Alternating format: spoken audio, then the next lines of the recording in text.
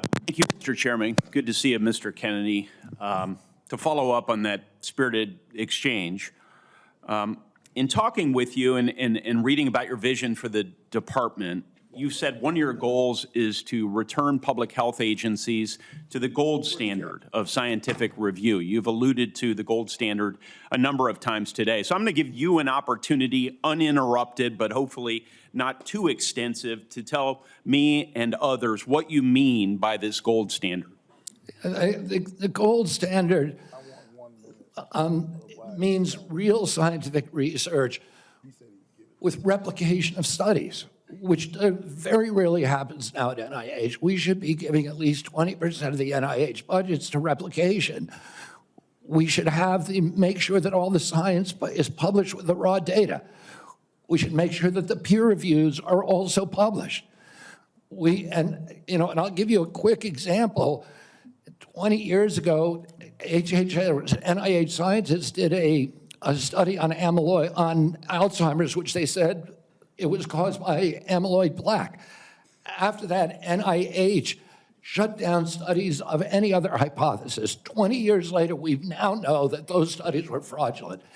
NIH has funded 800 studies on a fraudulent hypothesis, and we've lost 20 years in figuring out how to a cure for Alzheimer's. And that's just one example. I could give you hundreds. We need to end that. We need to end the old boy system. We need to have replicatable science and be completely transparent about raw data.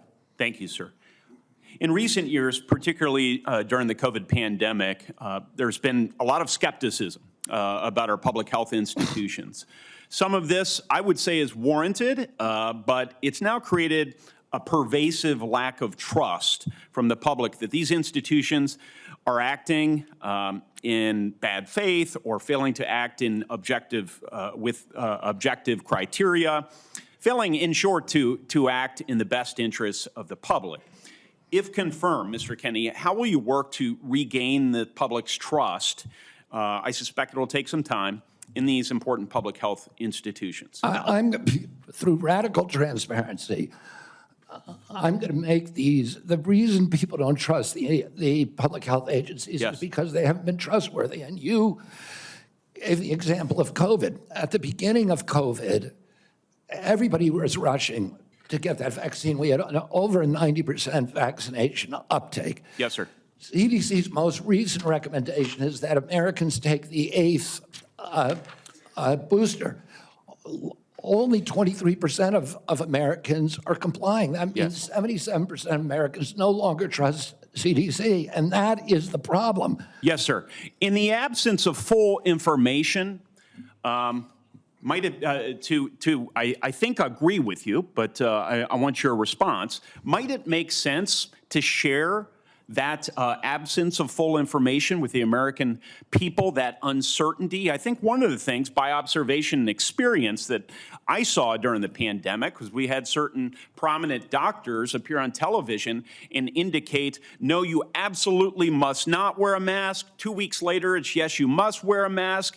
But they were certain. And they even demonized people for not following the latest science, knowing there's a high level of uncertainty in that science. Would a measure of humility and, as you say, radical transparency demonstrates humility, help rebuild trust over a period of years? Absolutely. We need to tell Americans what we don't know. We need to make sure studies that reach a null hypothesis are also published. And that doesn't happen. Sir, I think you are right about why healthcare costs are so high in the first place. The answer is indeed chronic disease. 90% of our healthcare spending goes towards managing it, as you say in your open statement. It's not in the main because of waste, fraud, and abuse, although we know some exist. It's not in the main because we have greedy executives at innovative, world-class companies. It's not in the main because we haven't yet adopted an unsustainable Medicare for All scheme. It's because of this. So I'm encouraged that you intend to make that a point of emphasis as it pertains to your future leadership. I will say, with respect to COVID, it's not over for a lot of Americans. It's not over. I know the mission accomplished banner was convenient for the last administration. But as we continue to navigate the ongoing impacts of the COVID pandemic, we have many individuals here in the United States and around the world who are suffering from long-term health effects that significantly impact their quality of life, work, and daily activities, and they've been largely ignored. Funding for long COVID research was appropriated by Congress in December of 2020, followed by additional funding directed by the Biden administration in February 2024. Patient groups and industry publications have criticized the slow pace of clinical trial design and enrollment. If confirmed, will you collaborate with healthcare providers, researchers, and effective communities to better understand and mitigate long COVID's impact? Yes or no, please? Absolutely, Senator. There's 16 million Americans. Will you commit to prioritizing long COVID research and integrate this work into broader healthcare policies? Yes or no, please? Yes.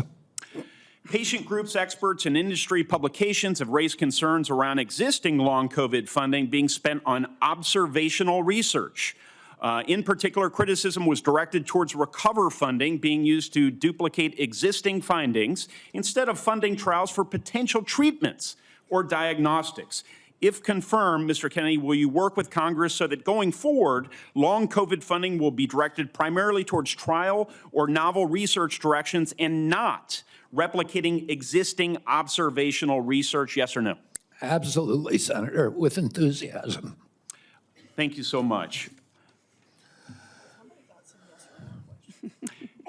If confirmed, how will you create a balance between your personal priorities of chronic disease and healthy lifestyle and the ongoing critical work of the department in areas that are focused on incentivizing and advancing innovation in modern medicine and pharmaceutical discovery? I think innovation is going to be the key to public health.